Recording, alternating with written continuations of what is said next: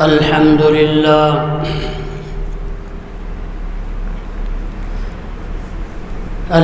لله نحمده ونستعينه ونستغفره ونؤمن به ونتوكل عليه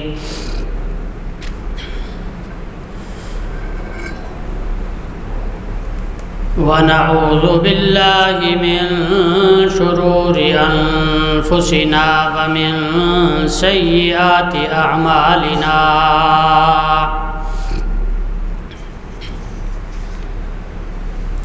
من يهده الله فلا مضل له ومن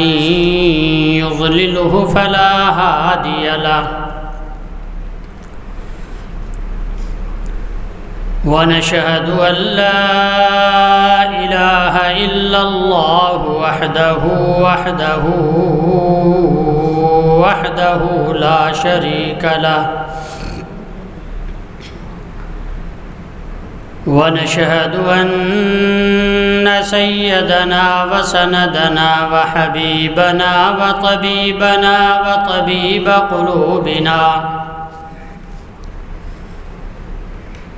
وطبيب قلوبنا محمدا عبده ورسوله أما بعد فقد قال الله تبارك وتعالى في الكلام المجيد والفرقان الحميد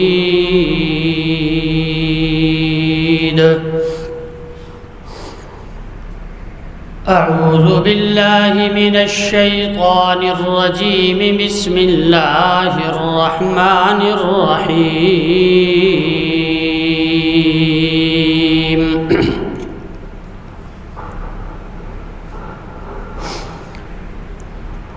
يوم يحمى عليها في نار جهنم فتكوى بها جباههم وجنوبهم وظهورهم هذا ما كنزتم لأنفسكم فذوقوا بما كنتم تكنزون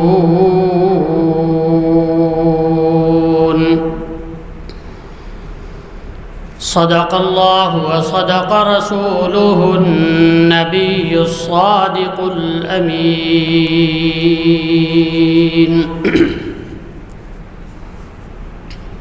درود پاک پڑھا اللهم صل على محمد وعلى آل محمد كما صليت على إبراهيم وعلى آل إبراهيم إنك حميد مجيد اللهم بارك على محمد وعلى آل محمد كما باركت على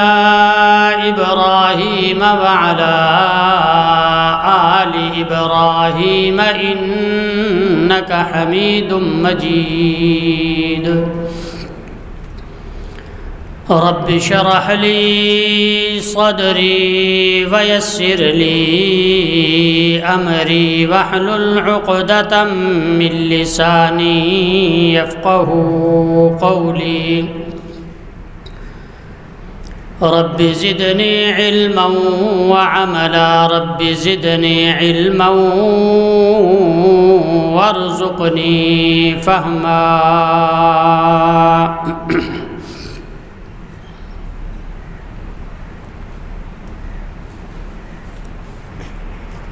واجب الاحترام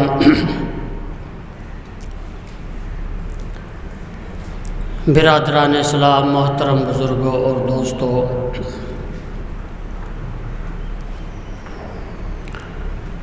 قرآن مجید فرقان حمید کے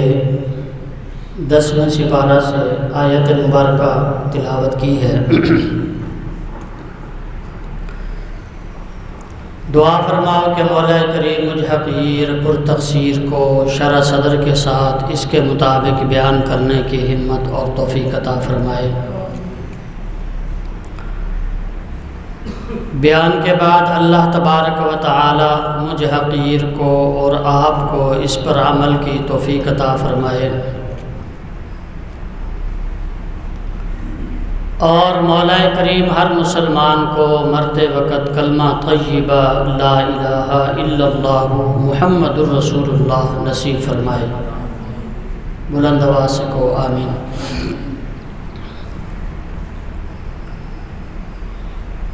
آپ کو اس بات کا بخوبی علم ہے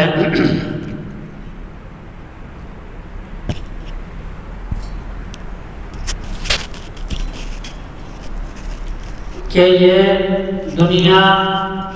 دار العمل ہے، اس کے اندر انسان نے عمل کرنا ہے، دار الجزا نہیں ہے۔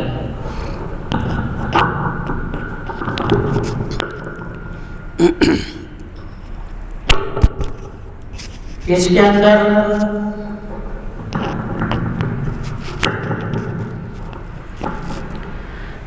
جو انسان جو عمل کرے گا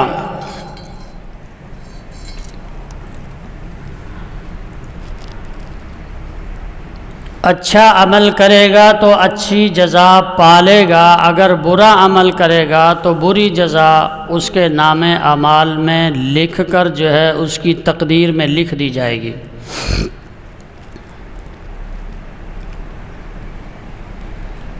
گزشتہ جمعہ آپ نے سنا ہوگا نماز کے متعلق آپ لوگوں کے سامنے بیان کیا تھا کہ نماز کی اہمیت کتنی ہے اور نماز پڑھنے والے کو اللہ کیا کچھ عطا کرتے ہیں، اور نماز نہ پڑھنے والے کے بارے میں احادیث کے اندر کیا کیا وعید اور کیا کیا سختیاں اللہ کے لاڈلے پیغمبر سب کو صلی اللہ تعالی علیہ وسلم نے اپنی پیاری زبان مبارک سے ارشاد فرمائی، ہمیں بتلایا۔ مثال کے طور پر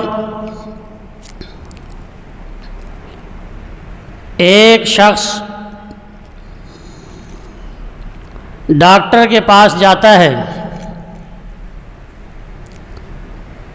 ڈاکٹر کو اپنی نبض چیک کراتا ہے، اب ڈاکٹر اس کو کچھ پرہیز اور کچھ ادویات عطا کرتا ہے۔ انسان کا جو جسم ہے اس کو دیکھ کر ڈاکٹر ادویات بھی انسان کے لیے تجویز کرتا ہے اور پرہیز بھی اس انسان کو بتلاتا ہے کہ اگر یہ پرہیز کرو گے اور اس نسخے کو استعمال کرو گے تو تم صحت مند رہو گے، تمہاری زندگی کے اندر تمہاری صحت برقرار رہے گی۔ ساتھ ڈاکٹر یہ بھی کہتا ہے کہ اگر صرف ادویات کا استعمال کیا، پرہیز نہیں کیا، تو ادویات بھی آپ کو فائدہ نہیں دیں گی اور ادویات کے استعمال کرتے ہوئے آپ کو صحت نہیں ملے گی۔ بعینہ ہی اسی طرح میرے اور آپ کے محبوب پیغمبر آمنہ کے لال عبداللہ کے لخت جگر محبوب رب ذوالجلال بلند آواز سے کہہ دو صلی اللہ تعالی علیہ وسلم نے ارشاد فرمایا کہ اس دنیا کے اندر انسان نے دو کام کرنے ہیں، اچھا کام کرنا ہے، برے سے رکنا ہے۔ اگر ایک انسان برائی سے نہ رکے، اچھائی بھی کرتا رہے برائی بھی کرتا رہے، تو اس کی اچھائی اس کو وہ فائدہ نہیں دے سکتی جو فائدہ اس کو ملنا چاہیے، کیونکہ نسخہ جو ہے وہ اچھائی کا اللہ نے تجویز کیا، اللہ کے لاڈلے پیغمبر نے اپنی پیاری زبان مبارک سے ہمیں بتلا دیا۔ اور پرہیز جو بتلایا، جیسے ڈاکٹر نسخہ تجویز کر کے پرہیز بھی بتلاتے ہیں، ایسے ہی اللہ کے لاڈلے پیغمبر نے، اللہ کریم نے ہمیں پرہیز بھی بتلا دیا۔ تو گزشتہ جمعہ پر میں نے نماز کے متعلق عرض کیا تھا، لیکن میں اور آپ جب اس قرآن پاک کی تلاوت کرتے ہیں، اس لا ریب کتاب کی تلاوت کرتے ہیں، اس سچی کتاب کو جب ہم پڑھتے ہیں، اس کتاب کو پڑھتے ہیں کہ جس کے اندر ایک ایک لفظ پڑھنے سے ہمیں 10 نیکیاں ملتی ہیں، جب اس کتاب کو پڑھتے ہیں جس کے پڑھنے سے اللہ کریم خوش ہو جاتے ہیں، جب اس کتاب کو پڑھتے ہیں جس کے پڑھنے سے دنیا میں بھی سکون حاصل ہوتا ہے، قبر میں بھی سکون حاصل ہوگا، حشر میں بھی سکون ہوگا، تو میرے دوستوں اور بزرگوں، اسی کتاب کے اندر اللہ کریم جہاں نماز کا ذکر کرتے ہیں، اس کے بالکل متصل، بالکل ساتھ زکوٰۃ کا ذکر بھی ہے۔ جتنی بھی نماز کی آیات ہیں، ہر نماز کی آیت کے ساتھ زکوٰۃ کا ذکر ہے۔ جہاں اللہ کریم نے اقیم الصلاۃ کا ذکر فرمایا، وہیں آتوا الزکوٰۃ بھی فرمایا کہ جہاں انسان نے نماز کو قائم کرنا ہے، وہیں پر زکوٰۃ کو بھی ادا کرنا ہے۔ جیسے انسان کے لیے نماز انتہائی اہم اور فرض چیز ہے، اگر انسان نماز کو چھوڑ دے، اگر انسان نماز کو قائم نہ کرے، اگر انسان نماز پڑھنا چھوڑ دے، نماز کی توجہ چھوڑ دے، تو میرے دوستوں اور بزرگوں، اللہ کے لاڈلے پیغمبر نے واضح الفاظ کے اندر ارشاد فرمایا،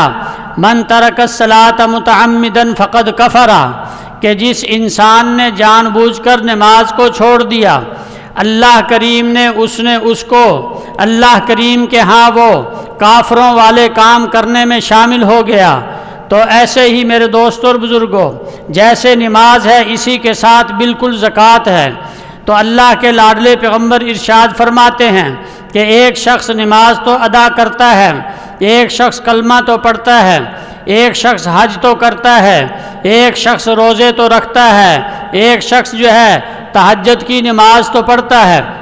ایک شخص معاشرے کے اندر اچھائی تو کرتا ہے، اپنے اچھوں کے ساتھ، اپنے رشتہ داروں کے ساتھ اچھائی کرتا ہے، غیروں کے ساتھ بھی اچھائی کرتا ہے، تمام نیکیاں ادا کرتا ہے، لیکن اگر وہ زکوٰۃ ادا نہیں کرتا تو میرے دوستوں اور بزرگوں، اسی طرح اللہ کے لاڈلے پیغمبر نے ارشاد فرمایا، لا يقبل اللہ الایمان والصلاۃ الا بزکوٰۃ، کہ جو شخص زکوٰۃ ادا نہ کرے، اس کا ایمان، کلمہ پڑھنا اللہ کے ہاں قبول نہیں، اس کی نماز پڑھنا تہجد کی ہو، نفل کی ہو، فرض ہو، جمعہ ہو، عیدین ہو، جنازہ ہو۔ میرے دوستوں اور بزرگوں، اللہ کریم کے لاڈلے پیغمبر جس کی زبان مبارک سچی، پکی اور ٹھکی ہے، حدیث پاک کے اندر بھی ہے، قرآن پاک کے اندر بھی ہے، میرے اور آپ کے محبوب پیغمبر بلند آواز سے کو صلی اللہ تعالیٰ علیہ وسلم نے ارشاد فرمایا کہ میں اس وقت تک زبان سے کوئی لفظ ہی نہیں نکالتا جب تک اللہ کی طرف سے وحی نہ آ جائے۔ کہو بلند آواز سے سبحان اللہ۔ تو مقصد یہ ہوا کہ اللہ کریم کے لاڈلے پیغمبر نے ایک جملہ اپنی پیاری زبان مبارک سے واضح الفاظ میں ارشاد فرما دیا۔ ایک تو نماز کے متعلق ارشاد فرما دیا کہ من ترک الصلاۃ متعمدا فقد کفر، جان بوجھ کر نماز چھوڑنے والا کافروں کے اندر شامل ہو جاتا ہے۔ دوسرے نمبر پر ارشاد فرما دیا کہ جو انسان زکوٰۃ ادا نہ کرے، گویا کہ یہ بھی اللہ کا حکم ہے، کیونکہ میرے اور آپ کے محبوب پیغمبر کی زبان اس وقت تک نہیں ہلتی جب تک اللہ کا حکم نہ ہو۔ میرے دوستوں اور بزرگوں، قرآن کہتا ہے وَمَا يَنطِقُ عَنِ الْهَوَىٰ إِنْ هُوَ إِلَّا وَحْيٌ يُوحَىٰ، کہ جب تک اللہ کی طرف سے وحی نہ آئے تو میرا لاڈلا پیغمبر ایک لفظ بھی نہ مزاح میں کہتا ہے، نہ غصے میں کہتا ہے، نہ مجلس میں کہتا ہے، نہ محفل میں کہتا ہے، نہ جلوت میں کہتا ہے، نہ خلوت میں کہتا ہے، کسی صورت بھی میرے اور آپ کے محبوب پیغمبر زبان سے کوئی لفظ ہی نہیں نکالتے جب تک الا وحی یوحا، اللہ کی طرف سے وحی نہ آ جائے۔ یہ حدیث مبارکہ کے قرآن پاک کے الفاظ ہیں۔ تو اللہ کے لاڈلے پیغمبر نے ارشاد فرمایا کہ جیسے نماز اسلام کا اہم رکن ہے، اسی طریقہ سے زکوٰۃ اسلام کا اہم رکن ہے۔ میرے دوست اور بزرگوں، اللہ کریم نے قرآن پاک کے اندر جا بجا ارشاد فرمایا۔ قرآن پاک کے اندر آتا ہے، اللہ کریم ارشاد فرماتے ہیں، فرمایا یا ایھا الذین آمنوا اقیموا الصلاۃ وآتوا الزکاۃ وارکعوا مع الراکعین۔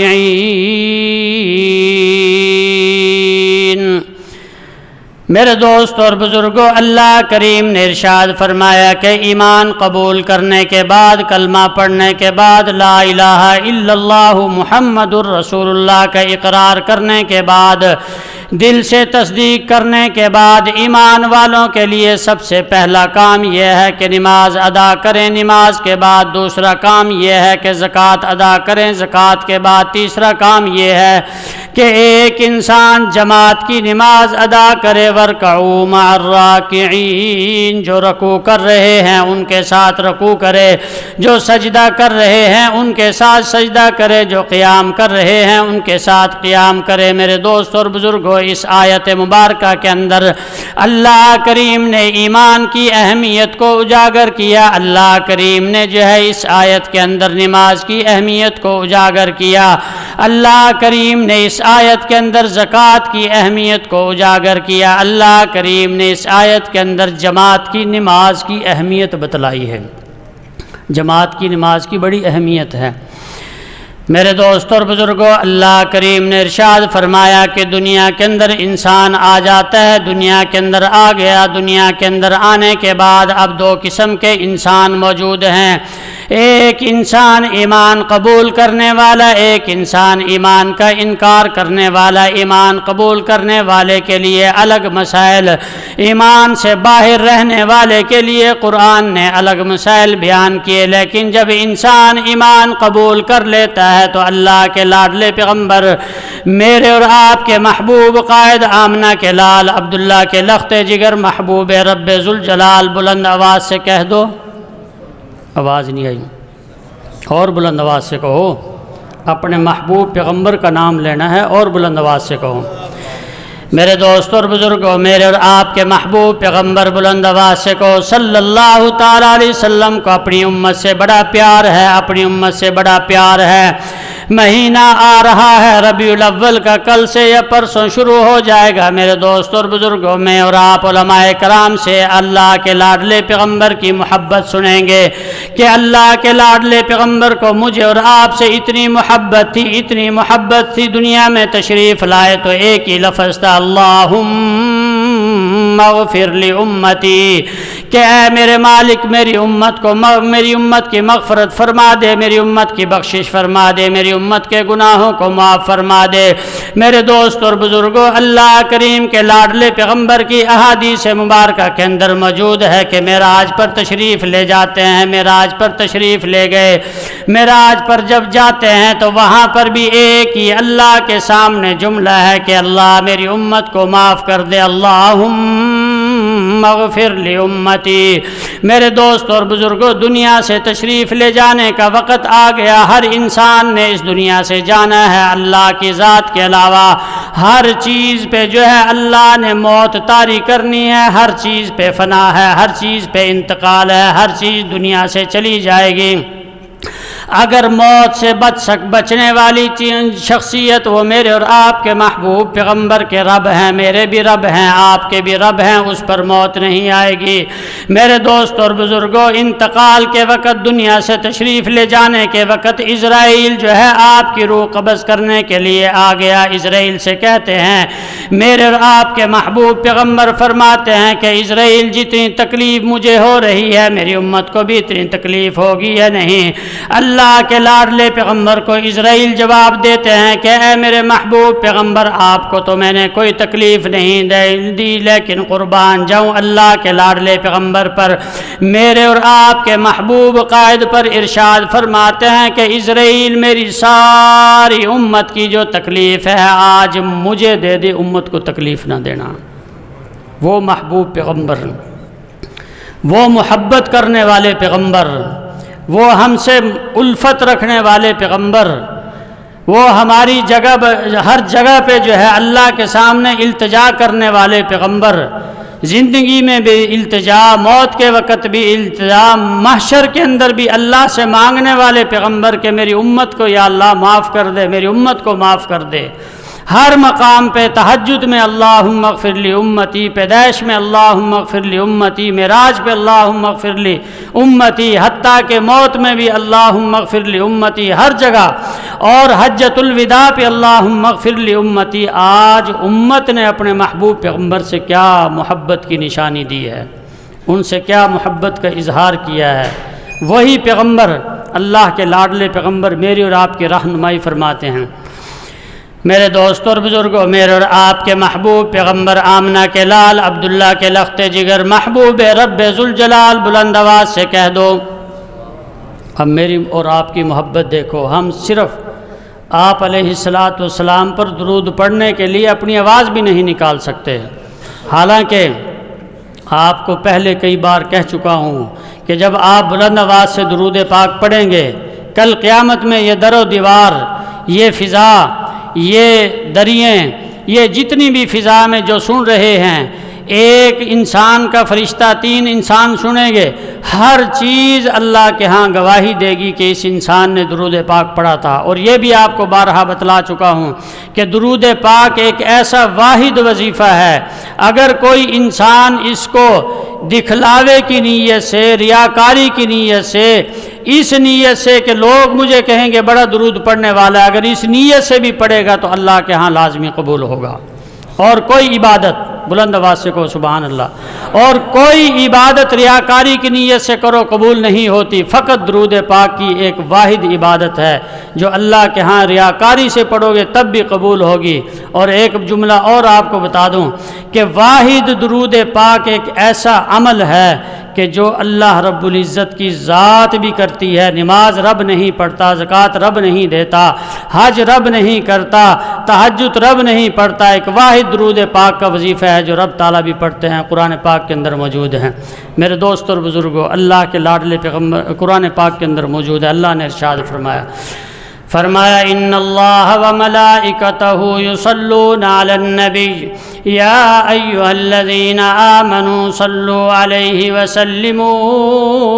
تسلیما، کہ اے انسانوں میں رب بھی اللہ کے لاڈلے پیغمبر میرے اور آپ کے محبوب قائد پر صلاۃ ادا کرتے ہیں۔ اللہ کی صلاۃ جس قسم کی ہے وہ حدیث پاک کے اندر موجود ہے،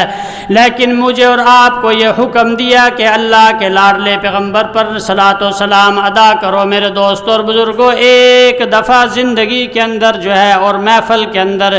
ایک مرتبہ میرے اور آپ کے محبوب پیغمبر کا نام مبارک آئے تو صلی اللہ علیہ وسلم کہنا واجب ہے۔ واجب سمجھتے ہیں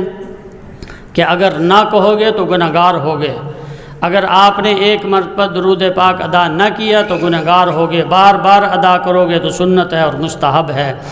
میرے دوستوں اور بزرگوں، میرے اور آپ کے محبوب پیغمبر کی خدمت اقدس کے اندر ایک صحابی آتے ہیں کہ یا رسول اللہ، سب کہو بلند آواز سے صلی اللہ تعالیٰ علیہ وسلم، میں آپ کی ذات عالیہ کے اندر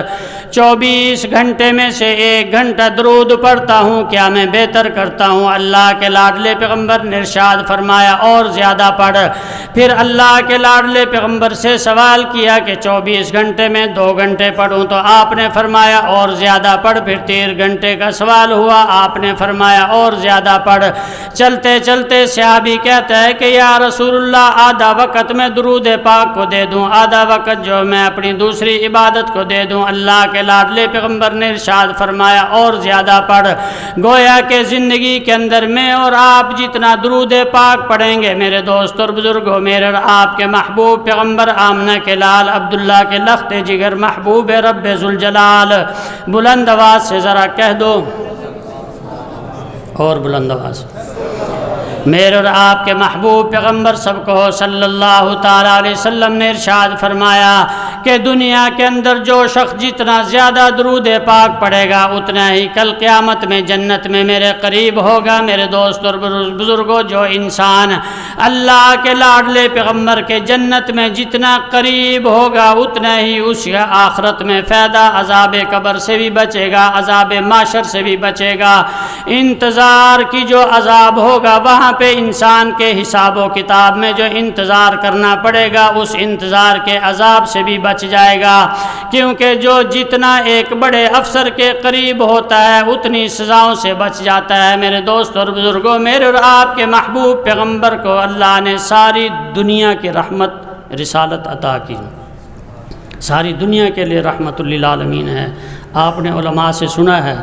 کہ پوری دنیا کے لیے اللہ رب العالمین ہیں، اور میرے اور آپ کے محبوب پیغمبر پوری دنیا کے لیے رحمت للعالمین ہیں، اور